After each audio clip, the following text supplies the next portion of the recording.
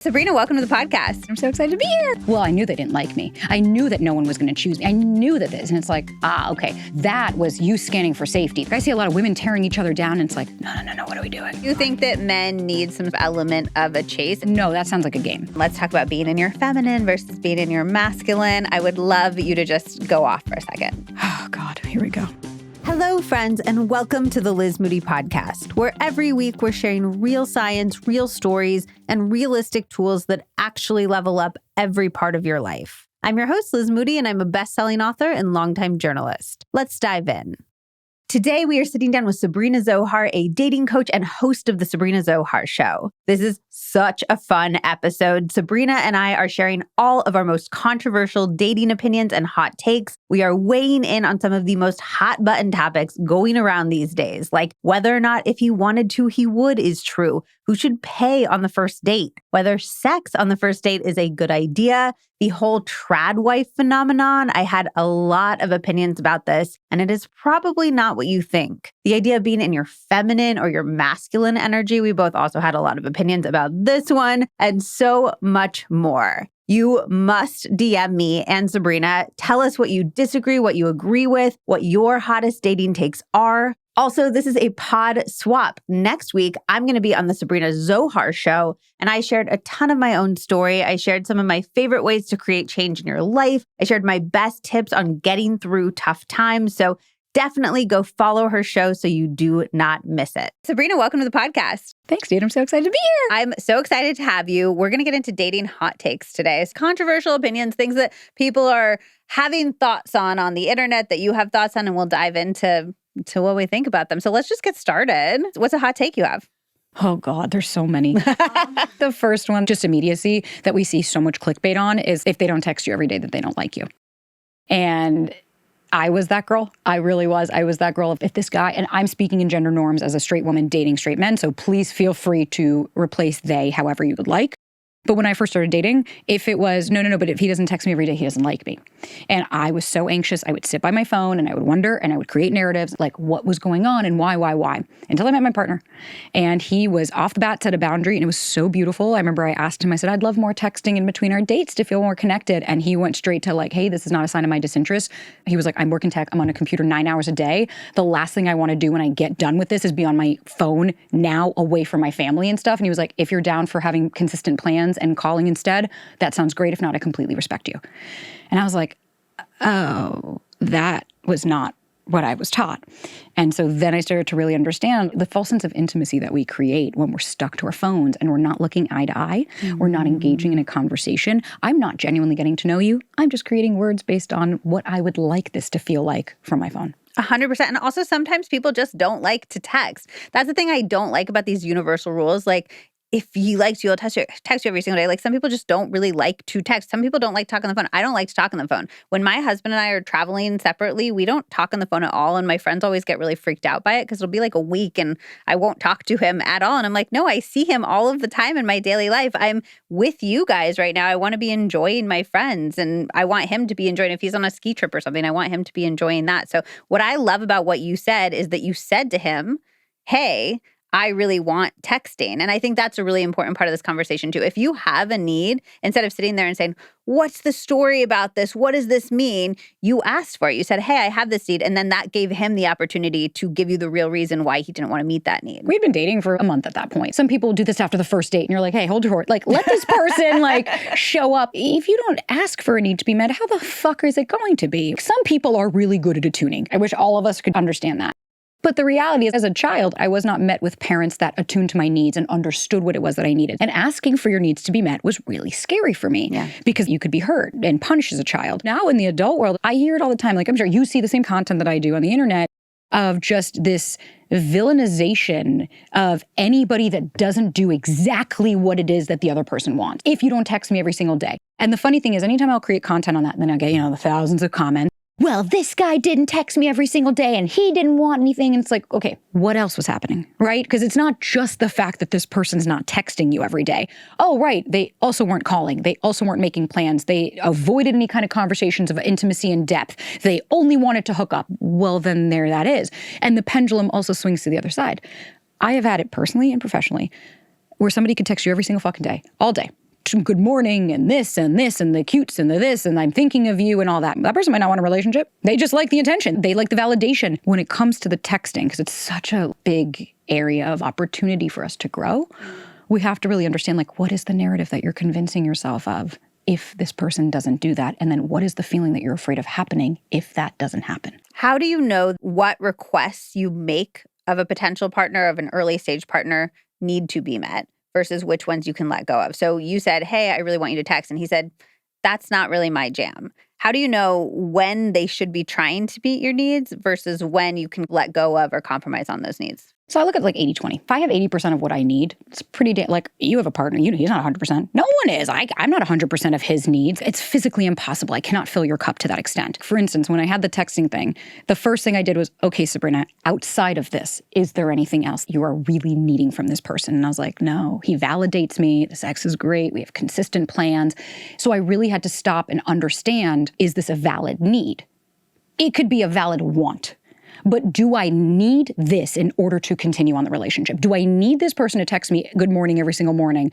You might say, yes, I need my partner to do that. But the word here that we're losing is partner. We have to understand that there are certain aspects that come with a relationship. People will skip to relationship land.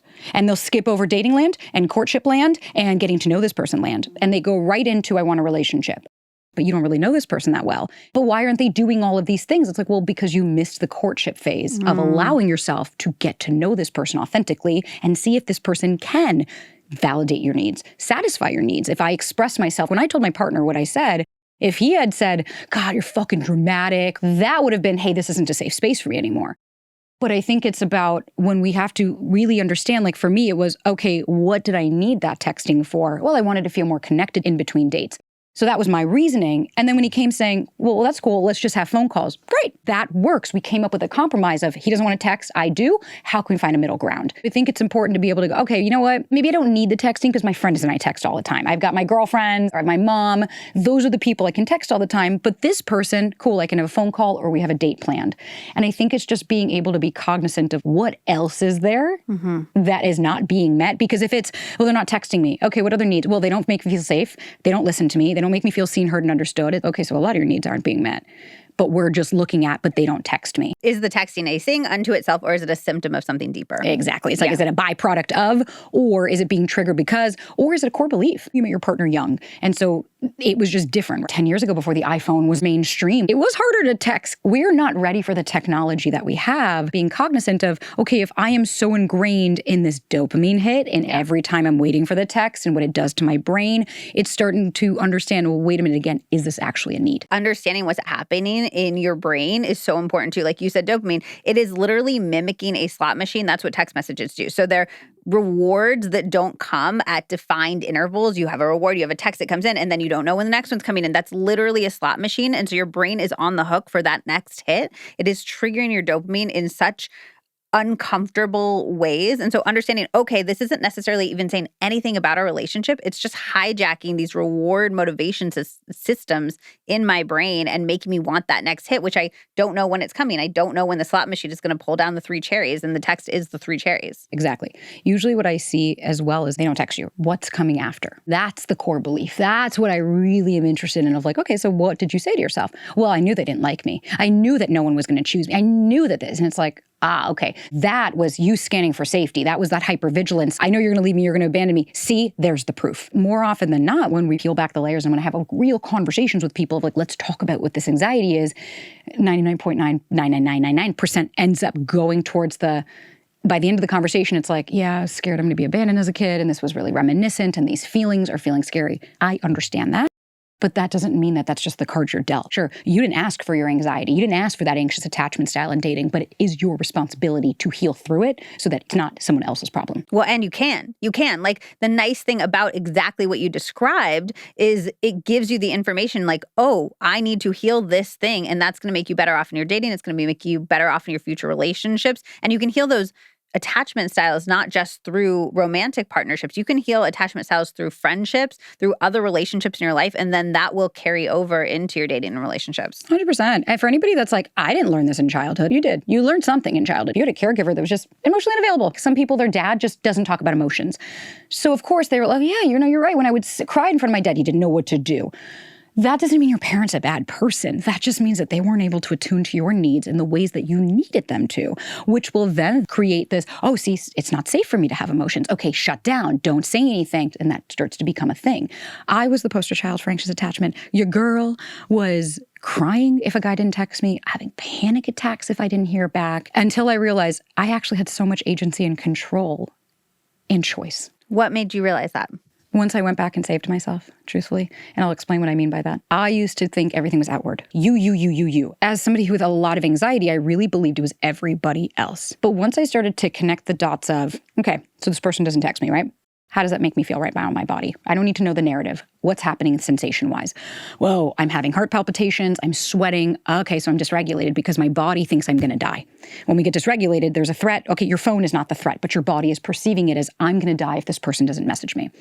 And so it was first, okay, wow, this is how I'm feeling in my body. Okay, do I ever remember feeling this before? When's the first time I remember feeling these sensations in my body? When my father would discredit me as a kid, or when my father would walk out, or when my father would say this, man, I felt that pain in my chest. Okay, so how old is that version of me? She's like 7. If that 7-year-old here right now, and she's crying and she's scared, they're going to leave her, they're going to abandon her, what do you think she needs to hear from you? And more often than not, most people would be like, you're fine, you're going to be okay, everything's fine. If I said that to you, would you feel validated? Would you feel like, oh, wow, you really heard and saw me? No, instead, what I would say to her is like, hey, that's so valid given everything that you've been through growing up, that this would feel how this would feel. But I want you to know that I choose you and I love you, and it really doesn't matter if these other people do, because I'm here to show up for you, and I'm here to let you know that I've got your back and that we don't need to live through this chaos anymore, and I can remove you now to a safe space. And that was years of talking to her until she started to trust me, to where she understood like, wow, there's someone that has my back because I, the adult, am going to make the decision. I don't need her as the child to take the seat. I love that. I love that so much. You hear about this stuff so much. You can hear the science, you can hear the information, but seeing it in practice makes such a huge difference. Being like, you're a real person. You applied all of this information, all this science, and you changed your life. I'm not any different than anybody. I'm not a unicorn. What it was I take every fucking opportunity as this isn't happening to me, it's happening for me. Even something as small as my partner triggering me, right? Because he's a human, it's going to happen. I will stop and be like, okay, what's happening in my body? Like last night, I was just sharing the story. We went to the hotel. It was like a shit experience. The AC was broken. It was like a whole thing. I kept saying the noise. I was like, I'm not going to be able to sleep. The noise is driving me insane. And he was just going, no, come on. There's no noise. I got dysregulated and I went to the bathroom and I was huffing and puffing. It took me a second and I finally came out. I was like, and he came up and he was like, hey, I can tell like there's something going on. Are you okay? And I finally stopped and I said, it felt really discrediting. It felt like you were dismissing my emotions and feelings. I'm telling you something bothers me and I would really like you to at least validate that this is an experience for me instead of setting me up. Now, in the old days, I would have just screamed at him or popped off or left. No, instead, you can put space between reaction and response, take a second to process. It wasn't the fact that he said something to me. What I felt was I felt discredited. I felt dismissed. He didn't mean to do that. But I'll tell you this. I created a story. Oh, he's an asshole. What a piece of shit. All of that. And then I had to stop and go, Sabrina, where's the facts? Where's the proof? You're feeling dysregulated. Maybe move it around. That's why I was huffing and puffing. Healing doesn't mean that you no longer feel these things. All it means is you now have the tools. Like 100%. Did you sleep? No, we didn't. And you know who didn't? He didn't. Because in the morning he was like, yeah, you're right. It was vibrating. And I was like, thank you. And I don't need to be right. But all I do need is that I have a partner that supports me. And what I love about those moments too, like I've had these incredible days right after nights that I haven't slept at all. And every time you have that, it's like an opportunity. Oh, I did a really great podcast and I didn't sleep last night and it was fine. Because the thing that you're spiraling about the night before is it's not just I'm not going to sleep. It's I'm not going to sleep and then I'm not going to enjoy tomorrow. I'm not going to be able to show up tomorrow. I'm not going to be able to perform tomorrow. And once you have those proof points that you could indeed enjoy, show up, perform, it changes everything. So 100%. I view those as not only happening to me, but for me as well. I'm like, oh, this is an opportunity to build a proof point for myself that the story that I'm telling myself is not necessarily true. I love challenging my thoughts. Like another fucking dating that drives me insane is like, if he wanted to, he would. And while I understand on paper, like, oh, that guy didn't call you. Well, he didn't want to. That person's just not interested. But when we say that, if he wanted to, he would, you're taking ownership and accountability away from yourself. What's your part in this? Because maybe it has nothing to do with him not wanting to, and maybe it's because you're anxious and really impatient and you're blowing up on this person every time they don't do what you want them to. So this person's removing himself because that's not a safe space for them to be in. It's not always just, you want to be a millionaire? Well, you must not want it bad enough. But that's not about want.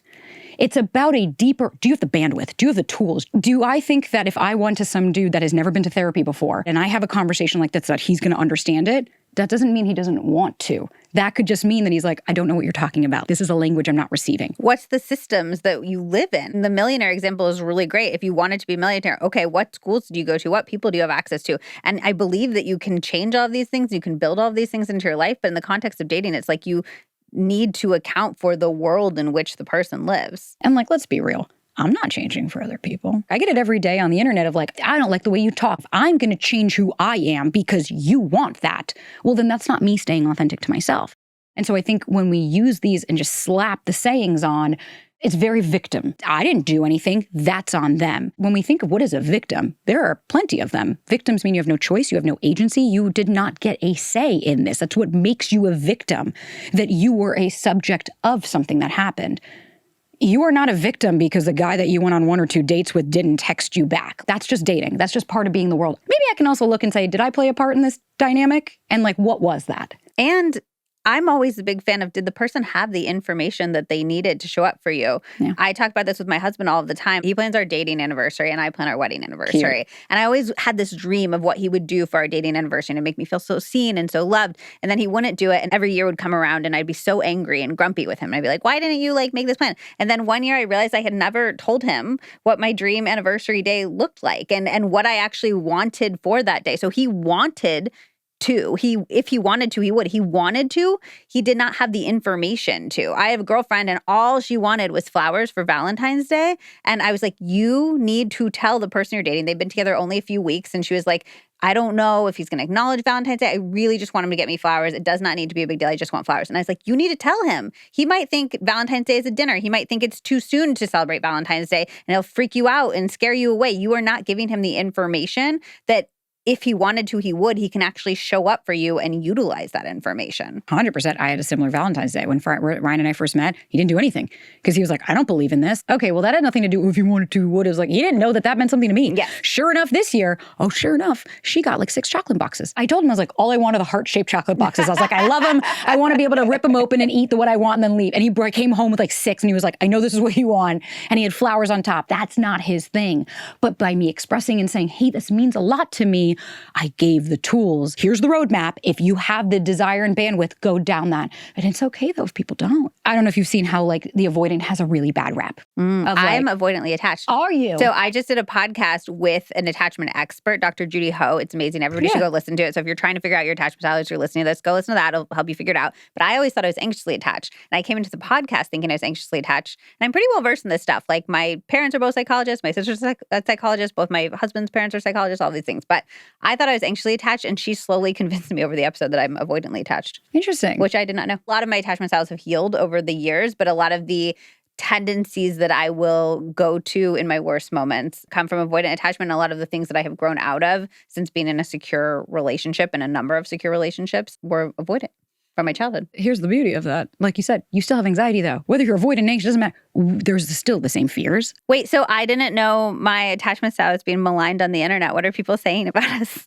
So at least I'm expressing myself is usually what the anxious folks will say. And it's like, now constantly talking doesn't mean you're necessarily communicating. Okay. That was my favorite line from Eternal Sunshine, one of my favorite movies. So just because like you think that you're consistently like, why aren't you doing this? And what's going on? That's not clearly expressing yourself. That's not taking any accountability. That's not using I statements. So anxious attachers have this rep of like, well, at least I say something and I speak. The avoidant, you don't care. They just go inward. They are fucking assholes. And it's like this negative connotation of they just shut down. They don't care. They don't feel. It's because we care so much. That's why we shut down. Like I will say, the thing that unlocked it for me that I was avoidant is she was like, when you're in your hard moments, do you reach out or do you withdraw into yourself? And I completely withdraw. Like when I feel depressed, when I feel anxious, all my friends will be texting me and like, are you okay? Can we talk to you? Can we come over? And I'm just like, I can't talk to anybody, but I want to. We're not wanting to shut down. We want the love. That's the aspect here of compassion, of understanding you're not a bad person. My partner is like textbook avoidant. When he gets triggered, when something happens, an argument or whatever, he completely goes inward. He feels uncomfortable talking about his emotions. That's his shit. Me, can we please talk? Again, no one's right or wrong. We have both learned though, like even now he'll be like, this is really uncomfortable for me. I know that I need to communicate this with you, but I fucking hate it. And I'm like, that's okay. What's going on? Because I understand it's a struggle for him to do that. He is not a bad person. He is one of the best human beings I've ever met. If you have avoidance, you're not a bad person, but there's this villainizing of like, my avoidant, the avoidant I dated, he strung me along and was da-da-da-da. And it's like, no.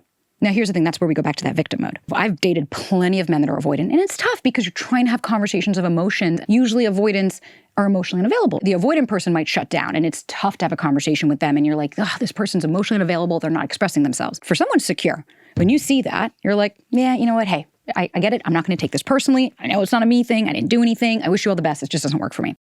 But then the anxious person, it's constant, I want to change you. I need you to change. I'm uncomfortable. You need to change for me. Because for an anxious person, their environment being uncomfortable, instead of saying, I need to do work or I can remove myself, it's, you need to change for me.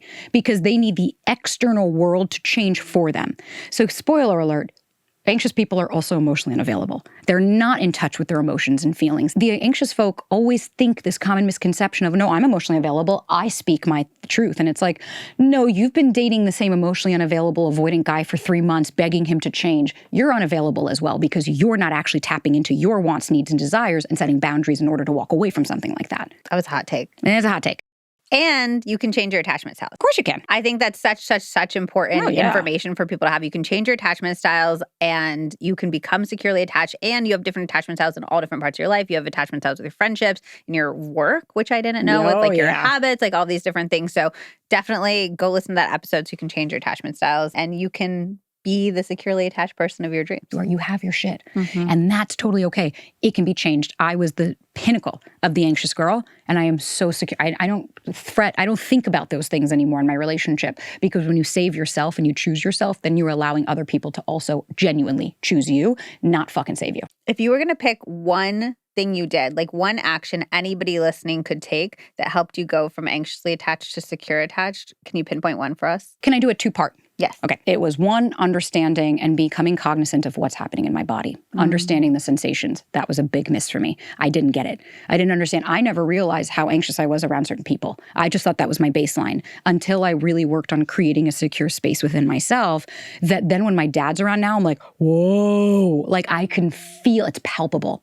So that's the first part, is start understanding the sensations in your body. The second part is start calling yourself out on your shit. The narrative that you are creating is factual between your ears, and that's really the only place it's factual. Start challenging. What facts do I have to back up this thought process that I'm creating? Okay, that guy didn't text me, right? That's the inaction. Neutral action or inaction. I didn't get a text back. So instead of going and spiraling for 6 hours as to why, the first thing I do is, whoa, okay, what am I feeling in my body? I'm sweating. I'm dysregulated, okay? Regulate my nervous system.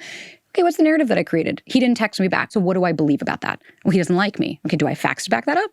Well, no, I just saw him for dinner last night. Great. Okay, so that's a contrary belief. And I start to go through that and then I go into my, okay, how old do I feel? That little practice is going to change the game, because you start to understand like, oh, wow. Yeah, I actually see this a little differently. Or, I was able to talk myself off the ledge. It's just a good place to start. I love that. You mixed like the best of several different types of therapy there too, which I really, really like. I also like that you noted where your nervous system was at the beginning of this, because you can't make good decisions from a place of fight or flight. On a neurological level, you cannot make good decisions when your brain is in fight or flight mode, because that's not what it's designed to do at that moment. So regulating your nervous system before you make any decision, whether it's a work decision, a relationship decision, your brain is just not operating in a way that you can think clear thoughts, helpful thoughts. So I think that's such a good tip. You're not even thinking at that point. No, you're really not. You're running from the lion in your brain. Britt Frank explained it. When you're dysregulated, your prefrontal cortex is offline. That's your decision-making common sense. Think of it like an office building. That top floor of all the executives in the fancy office that are all making those decisions, they're gone. They're offline. The inmates are running the asylum. So all of those parts of you, you're in your amygdala, you're in your limbic part of your brain, which is going to go, shortcut. How can I do this the quickest? Because Sabrina's overwhelmed. She can't do this. Okay, she's felt this before. Just do this. It's so important when you regulate, be like, hey, am I dorsal? Am I shutting down and I can't even feel anything? Okay, I need to move myself, come back up the ladder, go back to ventral. Or am I sympathetic and I have so much energy, I'm going to fight off a tiger that doesn't exist. Okay, maybe I need to go for a walk. Or maybe I need to like punch the air or do some jumping jacks just to safely move the energy.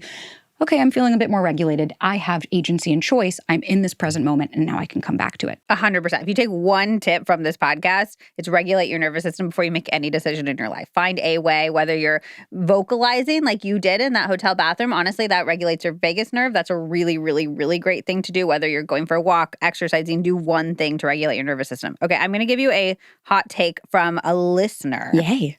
The man should always offer and expect to pay for the first few dates. I want to feel courted, even though I'm a feminist and I can pay for myself. Okay, who taught you that is my question. Who taught you that, right? Like, I grew up in a household that was very antiquated. Man pays for everything. Man takes care of everything. There's a flip side to that. So let's also think about, where did that begin? Back in the day when we could not vote, we could not have a job, we could not do anything. The agreement was woman sleeps with man, man pays for woman. Let's take the gloves off. This is not new. So now here's my thing. So you have an expectation. So you're already telling this person, if you don't do this, you're going to fail. But you haven't told that person this. You haven't communicated, hey, by the way, you're going to have to pay for tonight. Now, first date, I look at it as whoever asks the other person is who pays. And wait, let's hold up with that. Do you think the man in a heteronormative relationship should always be making the first move and asking the woman out on a first date? I don't think always. No, I don't want to look at anything as like yay or nay, because I think there is a lot of nuance. We have to remember too, like I have a lot of male clients. They're very confused. I had a guy write in, give you an example of how confused they are. I really like this girl. She's amazing. I really want to make her my girlfriend. But all of the content I'm reading online says that the girl needs to make the move. It looks weak if the man does. What do I do? And I was like, there's so much conflicting information. Okay, so you feel disempowered. I don't want to be part of Me Too. I don't want to be a creep. I don't want to overextend. I don't want to do this. We have to also think of like, what are they going through? I'm looking for a partner, not a parent. So to me, when I see this, I want to be taken care of. It's like, listen, if you want to, that's fine. That comes with a price. Ain't nothing in life is free. I'm the first woman on my entire mom's side to own their own business and to have their own money. And the reason that came was because I watched how abusive and realistic, like just pieces of shit these men were to women. And my mom, she couldn't leave. She didn't have any money. You want somebody that's going to take care of you. Then what's your part in this as well? You don't get to just sit back and eat bonbons on the couch. Okay, so are you going to clean and cook? Are you going to take care of the house? That's the agreement my partner and I have. He works for the company. I'm the one that's busier. I'm making more money. So then he cooks and cleans in the house because somebody has to do the dynamic. It works beautifully for us. So I think what we have to look at here is, if you're looking for this provider mentality, what's the mentality that's also coming with that provider? Are they somebody who's in security doing this because they genuinely want to help their partner? Or are they misogynistic and they're doing this because they now own you? That's something we also have to look at. Is there's going to be a lot of different types of people that have this mentality. For me, I would ask this person who wrote in, what does that represent to you if he pays for you? My father used to take care of everything financially. That was love to me. But I have a partner that shows me love in so many other ways that's not financial. And the men that showed me the financial love, they weren't there any other way. So I think it's just to kind of choose your poison. I have a few questions. Okay. One, to play devil's advocate, the people who say, I have to pay for my makeup, I have to spend all this time getting ready. Women make less money than men. So this is just evening the playing field a little bit to have the men pay for the first date or the first few dates. What would you say to that? You're doing that for you. Stop fucking bullshitting. You could go on that date without your lashes, without your makeup, and without your hair done to see if this person genuinely likes you. But you're doing that so you feel confident to show up on that date. But we're doing that to feel confident because we have been told by society for years and years and years and years and years that that is what we need as women to feel confident. See, I'm biased. I showed up on my first date for my hike with my partner with no makeup and nothing, in a workout outfit. We went hiking all day, and then we went back to his house, and we hooked up, and then we went to dinner, and then that was the beginning of the end. Wait, I like that as a tip unto itself, though. Pick dates that don't lend themselves to needing to be dolled up. Like, let's take the societal messaging around getting dolled up out of it. We're not going to solve women being told that they need to wear makeup. I wish. Seriously. My girlfriend just went on vacation to Hawaii for a week, and she's like, I got so much time back because I just didn't do my hair and makeup all week. Imagine all the time that women generally in the world could get back if we all just universally decided we weren't going to do our hair during whatever. We're not going to solve that today. But picking dates that's not the norm for is genius. Like, oh, let's go for a hike. Let's go for a walk. Let's go play laser tag where we're in the dark. Picking dates where you're not getting dolled up to go to a restaurant is a great tip. Especially for a first date. If that's a stress, then don't do something that's going to add stress. Oh, I don't want to have to pay for dinner. Okay, then don't put yourself in that position. Yeah. Set that boundary. And if you're saying, well, that doesn't make me high value, it's like, okay, so then we need to talk about where you get your value from. Let's talk about the high value woman thing online. Let's talk about being in your feminine versus being in your masculine. I would love you to just go off for a second. Please. Oh, God, here we go. I've had more psychologists and therapists and experts on the podcast than I can count. And every single one of them agrees. Your value comes from the ethos, the morals, the ethics, and what you genuinely believe on the planet. Your value doesn't come from, well, I went on a coffee date and not a dinner date. I don't have value. Because I hear this all, how do I find high value men? And I'm like, so what does that mean to you? Oh, well, he's wealthy. So that gives you value. So you just having money means that this person has value to you. So they could be a raging piece of shit, but they have money, right? Okay. So right off the bat, we have to look and say, who the fuck taught you that that's where your value comes from, which is based on what you do and how you interact. When we come to the feminine and masculine thing, the reason it's so ridiculous is because who on God's green earth determined, where is the booklet to be like, this is feminine, this is masculine? Because realistically, when it comes down to it is when we think about what does feminine feel like, she can receive, you're not trying to chase. That sounds like you're feeling safe. When I feel safe with my partner, I can disarm. I don't have to go. I can be. And when he feels safe with me, he can protect. He can be there to take care of me because it's a safe environment for us to do that with each other. So he cooks and cleans, so that makes him feminine. Okay, but our household's running really well. So am I the masculine because I make more money?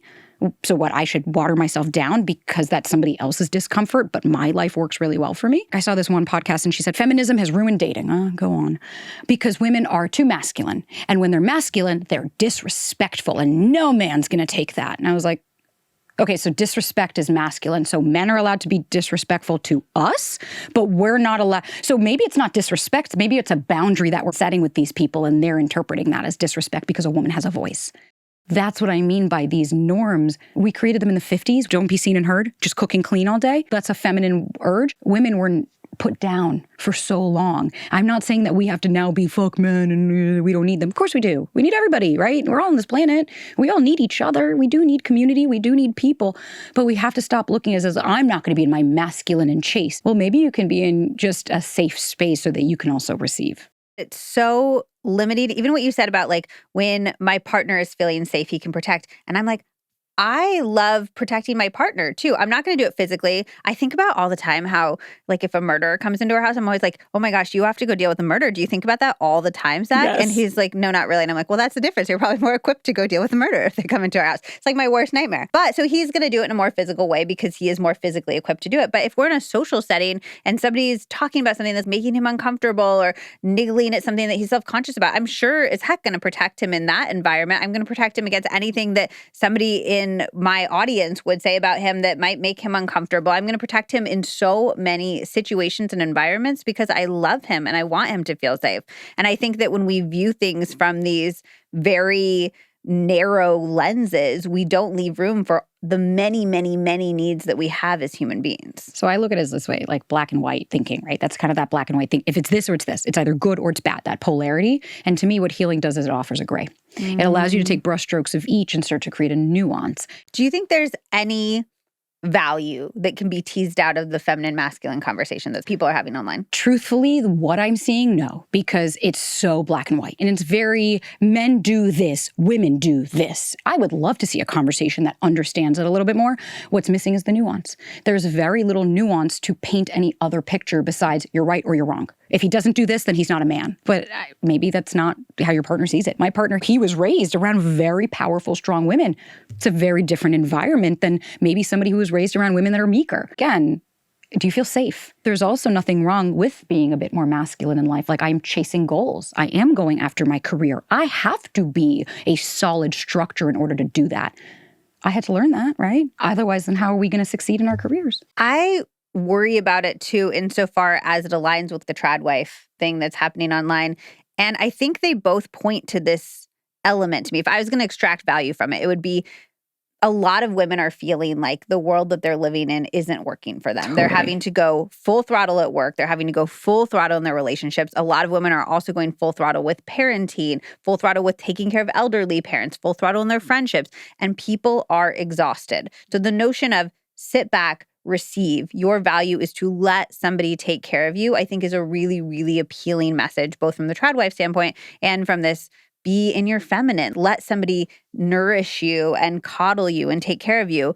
And I think if we could extract the value, it'd be, can we look at all these other elements, recognize that they're not working, and maybe begin to restructure the system so that we're not having to burn ourselves out from 50 different angles. You can pick and choose. This works for me in my career, but maybe romantically it's not. Maybe I can use this here, but then leave this here. Because I need to be a bulldog. I need to be straight and direct. Like, no one's going to protect me in my career. We're in a man's world, right? So as a woman, we're like, no, I need to be seen and heard. I need to take up space. But maybe in my relationship, that doesn't translate. And so I think it's about also being cognizant of, does it actually fuel you? Here's something that my friend Masha has always said that's really stuck with me. Are you running towards a goal or are you running away from a fear? Because if you're running towards a goal, well, then it's not going to burn you out as often because you're like, hey, I know that I'm growing, and I'm building, and I'm showing up every day. When you're running away from a fear, then it's exhausting. I was running away from being judged by my father. I was running away from being the loser, from being the girl that no one was going to want. That's why I chased so hard in dating. And so when I finally was like, I don't need to be doing all that. I could still be like that in my work and still pursue those things. But when I started to realize why and what was causing me to do that kind of behavior and burn myself out, that was coming from dysregulation. That was coming from, I'm scared of being abandoned. I'm scared of being hurt. I'm scared of being left. And so we have to kind of look, where is the pendulum swinging? And like, what is the underbelly? And I think anybody listening, you can say, it's okay that I feel overwhelmed right now. There is more expected of women in today's day and age than there has ever been in history. We are expected to be the wife, the mother, the business owner, the boss lady, all these different things. And that has never existed before in history. And I think it's okay to say to your partner, to the person you're dating, you don't have to say, oh, I want to be my feminine. You can say, I want to feel taken care of. I'm tired. I want to be held for a second. I want to have dinner planned for me and I don't want to have to make a single decision tonight. You can 100%. ask for these things, and that doesn't mean being in your feminine. That means being cognizant of your needs. I could not agree more. We're in a tough time. We're seen as equals, but not, but this, but that. There's still misogyny. But we also have to, like, what I see, which like kind of breaks my heart is like, as women, we need to support each other. Yeah. I see a lot of women tearing each other down and it's like, no, what are we doing? I get it. Your inner world might be dark. And I have space for that. But that doesn't mean we have to project that onto other people so that their inner world is also dark. Yeah. We can also use other people to find our light. I want every person that's listening to find their voice because I want to hear it. The world needs more individuality. The world needs people to have an identity. Let's start to fundamentally create that internally as opposed to waiting for the environment and society to tell us who we need to be. We also get to choose that. Yeah. When you see a woman who's doing something different for you, can you like cheer for it? Like, Please. that is amazing. Like, let's get more flowers in the field. Oh, I love that. This is of the same ilk, but a little bit different. It's something that I hear a lot, which is that the best relationships happen when the guy likes the girl a little bit more. I'm going to have to agree. Really? I know. Okay, so we were hard against the first one, but we're into this one. Tell me why. My mama has always said this to me since I was a kid. It's a dynamic. We have to think about when a girl really likes a guy and you got the options. My mama says, she's like, he'll never be yours. But when a man loves a woman a little bit more, like when my partner and I met, he was way more into me than I was into him. And it allowed me to be like, oh, okay, I don't have to chase this. When a guy is really into a woman, like almost every couple I've spoken to that is successful, I would love to know the psychology, the actual behind it. Yeah. But I've seen it most of the time, like when the dude's more into the woman, it's just a more successful relationship. We're not. You're more into him than he is into you? No, we're exactly equal. We've talked about this from the beginning, but there was never a moment where he was chasing me or anything like that. It was pretty much just equal from the beginning. And this sentiment, I heard this take a million times in my life, and it always made me feel bad. I was like, oh, if I like him the same as he likes me, am I in a doomed relationship? Oh, no. Oh, God, because yeah, no. he should like me a little bit more. And that was never the case in our relationship. No, I think it's only if it's the opposite to me. If it's equal, yay. But I think it's when the woman likes the guy way more than the guy likes her. We see it every day where it's like she's chasing him. It just doesn't work. Now, of course, that doesn't mean that if a guy likes a girl more, it's always going to work out. But do you think that we should be aspiring to the unequal versus the equal? No. That's the thing that always bugs me about it is like, I want flowers. And also my husband likes to get flowers sometimes. Like, I just think a lot of these things, we think we have like special needs to be loved so much and taken care of so much. But actually most men have these needs as well. And we're acting like they don't. I'm all about equality. I'm talking more like that courtship phase. Yeah. Once you're in a relationship, it's like, I don't want one person. I asked my partner out though too. Like, I saw him across the bar. And I didn't really ask him out. Like, I met him at a bar and then slept with him that night. But I saw him across the bar and I was like, that guy's really cute. I want to go talk to him. And then I did. That also made me worried. I was like, is there something wrong with my relationship that he didn't chase me? No. If somebody's chasing, it's like, well, guess what? They're going to get bored when they catch it. Like, the whole point of... Do you think that's true? I do. Do you think that men need some element of a chase and that you shouldn't be too available lest you turn them off? No, that sounds like a game. What I think is that what's really sexy to somebody secure is another person that's secure in their own life, that has their own stuff going on, that doesn't just drop it because they're existing. That's more how I want to see it. I don't think the chase makes any sense. Why am I running from you? I want to be connecting with you. I'm not trying to run away from you, because what happens is you chase a feeling. Let's think about this dynamic. Somebody that's chasing gets their validation because they can hopefully catch you. I have to earn it. I have to work for it. It's not easy. It's that dopamine drive. Exactly. Then the person that's running learns, you have to come and get me. Eventually, the axes have to cross. So then what's going to happen? The person chasing a feeling is going to go, oh, you're just a fantasy. I don't actually want the person that you are. And then the person that gets caught is, well, you've been running after me this whole fucking time. Dr. Scott Lyons, he called it the spark and fireworks. The spark. I want the spark. I want the spark. You're chasing a feeling. Like anything, that can't sustain. I didn't have this crazy spark when I met my partner. Sure, some people can. Like you can have a really nice feeling. But the, like the butterflies and all these crazy emotions, it's not what you should only be looking for. You can have a beautiful and healthy relationship that doesn't have high highs and low lows. It's very consistent and healthy. I've had people write in and I'm like, I had the best date last night. Oh my God, this girl or guy, whatever, they were fantastic. Okay. Yeah, they checked all the boxes. Yay. Okay, great. When's the second date? I wasn't feeling the spark. I wasn't feeling that. And I'm like, so you're not going to go out with this other person because you didn't get a feeling that is going to go away like that, because that's a trauma response.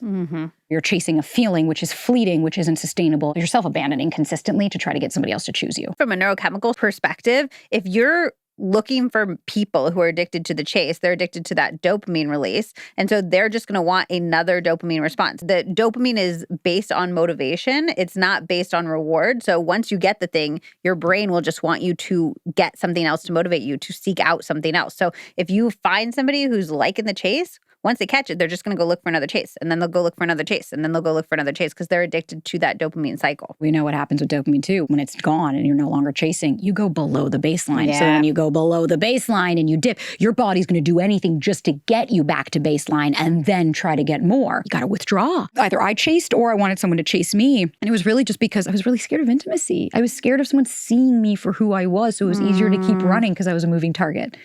Or if they were running, good, it reaffirmed my core beliefs that I'd have to earn love and that it's not just, I don't deserve it and it's not worthy and I'm not just able to get it. And then you meet the healthy person, you're like, ew, they're boring. And it's like, no, your nervous system just feels really relaxed and you might not be used to that. And that's okay. I wasn't either. But that's what we mean by like when you start to do the work of creating an internal safety of I've saved myself, I feel safe within my body, you're then able to see, oh, wow, this person feels safe or, oh, this person does not. And you can attune to yourself and be able to take care of your own needs instead of waiting for somebody else to. Wait, get us over that you're safe, so you're boring hump, because I see that happen to so many of my friends and then they don't pick these guys that are so good for them. Get us over that hump and then we'll talk about sex on the first date. A lot of people want to go peaks and valleys because for a lot of folks, that is what love was. Like I grew up where it was not consistent. There was no proper representation of two very loving people being together, having a healthy relationship. Movies were the only way I saw that. And so what ends up happening is when you meet somebody that's healthy, well, wait, what are your core beliefs? Because if I genuinely believe that I'm really healthy, I'm secure, I show up as that, then somebody who validates that is going to be really a turn on.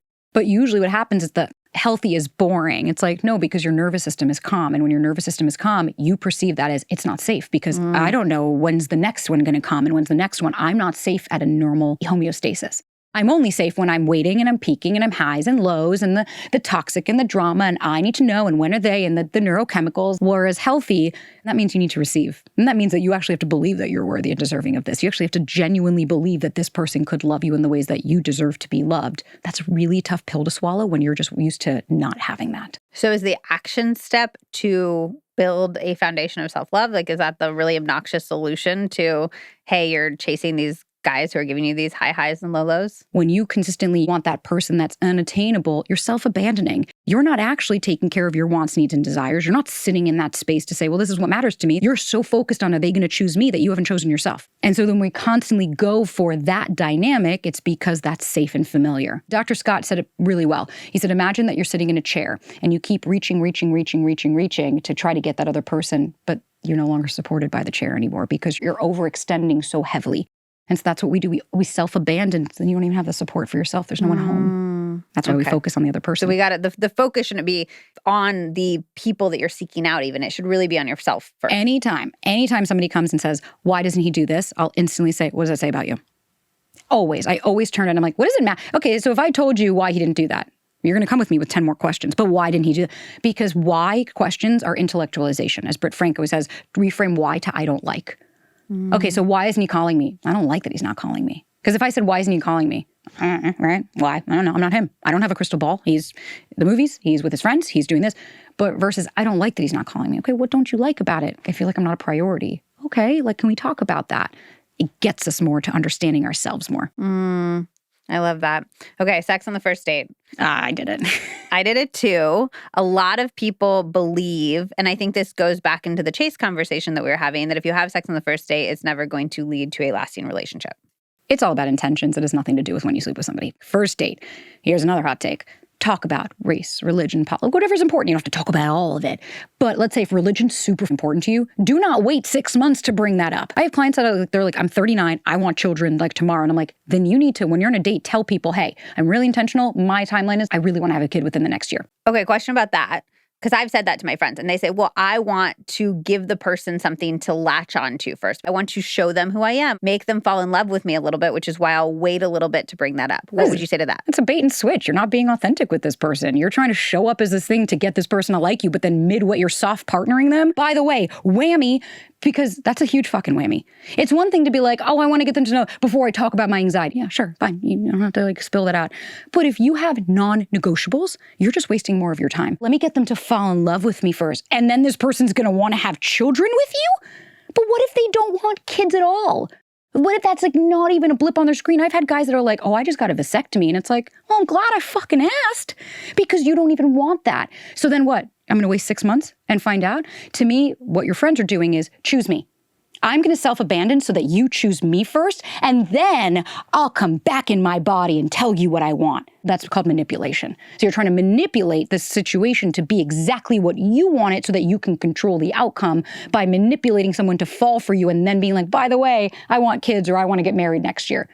Well, that's not being very authentic, is it? Talk about what's important to you. You don't spitfire every question on the first date. I've asked Ryan before, I'm like, what made you want to go out with me again after our first date? And he was like, it's the questions you asked. He was like, you were not holding back. You were vulnerable with me. He's like, you didn't overshare, but he was like, you were no problem talking about what it is that you want, just non-negotiables. And then we hooked up. If we didn't hook up, I don't think we would have seen each other again. He's a very closed off person. He's very stoic at first. And he's super goofy and ridiculous once you get to know him. So when we first met, I was like, I'm not really that into him. I was like, yeah, he's okay. He's just like banter. Wait, so why'd you sleep with him? Well, so I thought he was cute, but I was like, yeah, he's okay. But then we went out for a hike for like 3 hours. And after he said, listen, there's no pressure, but if you want, I'd love to take you to dinner. And if so, let's go back to mine. Like, we'll change quickly and then we'll head out. And I remember just stopping. And in that moment, I remember thinking, you could say this guy no because you're not feeling a spark, but I actually had just a nice conversation with him. I'd be curious to explore the conversation a little bit more. So when we went back to his house, he changed. All of a sudden he came out and I was like, oh, well, he's a lot cuter than I thought he was on the hike. And so I just like casually laid on his bed waiting for him and he like knew what that meant. In my head, I was like, well, if I never see this guy again, this will be fun. But then when we went to dinner, I started to see that like goofiness and I was like, oh, then you do have the banter. You just closed down. If I had just gone on that hike and been like, okay, see ya, I wouldn't have seen another part of him. And I'm not saying people have to hook up with their partner on the first date. I'm just saying it's not a death wish.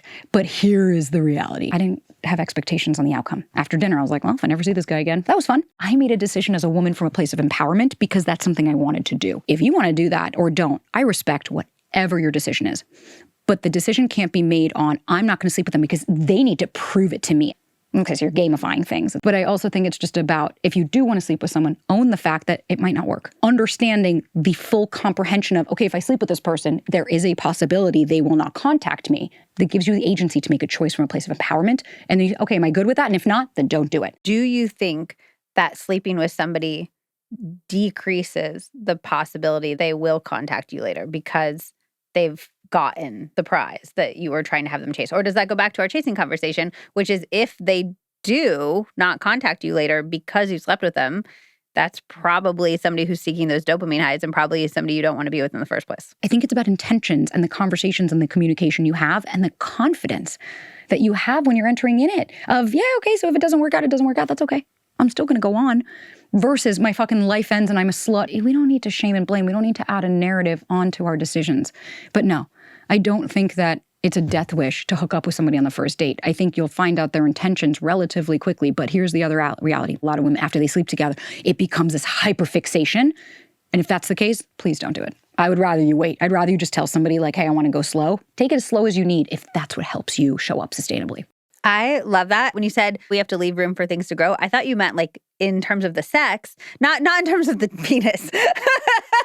He's a grower, not a shower. I thought you meant in terms of the sex, because another thing that I hear from people all the time is like the sex wasn't good on the first date. Does that mean we're not sexually compatible? And I want to be like, oh my gosh, absolutely not. My husband and I have the best sex that we have ever had in our life. We've been together a really long time.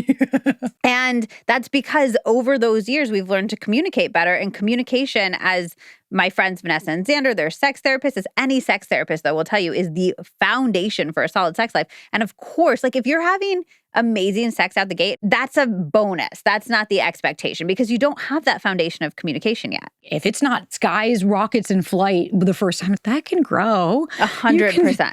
And you can talk about it. Like, talk about it. Anybody who's out there and they're having sex on their first, second, third, fourth date, early in your first 6 months of your relationship, I'm like, you have so much phenomenal sex ahead of you. And I'm so excited for you. And you do not even know about it yet, you know? Because we're all just there to have the best time possible. Our goals are the same. And so it's like, oh, if you give me information that will help me achieve my goal, that is amazing. Thank you so much for that information. But I want to caution people to not judge. I guess a hot take I have is the sex on the first date does not equal the sex in the relationship. And if you have bad sex on the first date, it's okay. And it could still end up being a phenomenal relationship. And to your point, on the flip side, just because you have great sex on the first date, I have had that where, oh my God, I couldn't get enough of this person. And then I found out their personality. And then I dated them for 2 months. And then when they touched me 2 months, I was like, don't even fucking look at me like that. Or worse, they have like an awful personality, but you're like, the sex is great, so I don't want to leave. Exactly. And you're like, well, is the sex great because you have this like sparky trauma response, or is the sex great because they're listening to you and caring about you? Usually it's because the former of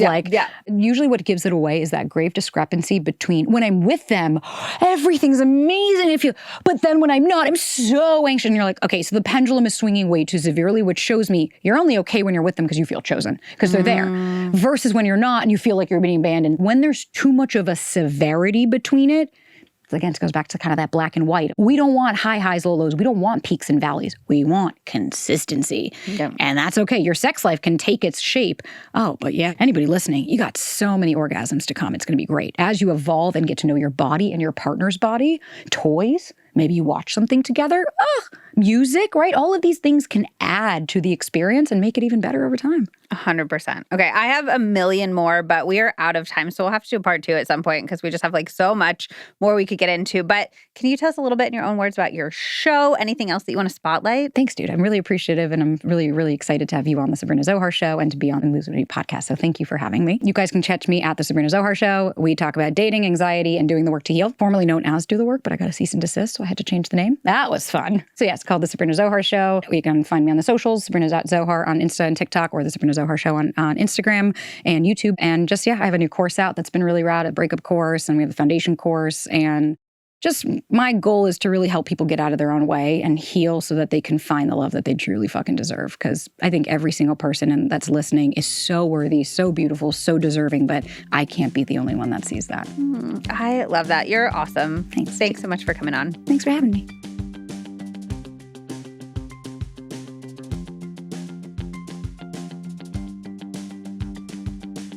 Oh, just one more thing. It's the legal language. This podcast is presented solely for educational and entertainment purposes. It is not intended as a substitute for the advice of a physician, a psychotherapist, or any other qualified professional.